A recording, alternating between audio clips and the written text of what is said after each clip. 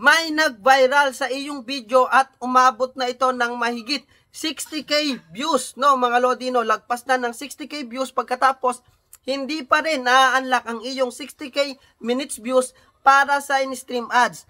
So bakit nga ba?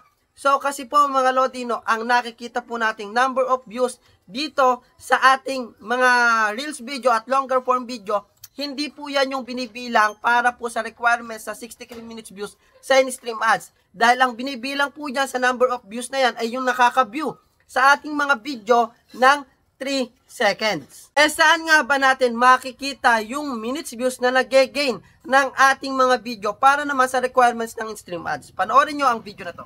So una po mga idol, pumunta lamang kayo sa inyong dashboard and then i-click nyo tong See More Insight. Pagkatapos dito po sa recent content, i-click lamang po yung See All. Pagkatapos dito po mga lodi, no, pwedeng video or reels. So click natin yung reels video natin and then click nyo lamang po yung isang video and then dito po sa baba mga lodi, no, meron po kayong makikita dyan minutes viewed. Yan po yung binibilang sa requirements and stream ads. So meron na po tayong 542 pero ang views po niyan, ang total number of views ay 2.1k. Okay, so ito po yung binibilang na duration para sa in-stream ads. Okay, wag mo kalimutang i-share ang video na to at i-follow na rin ako para updated ka sa aking mga video tutorials. Thank you!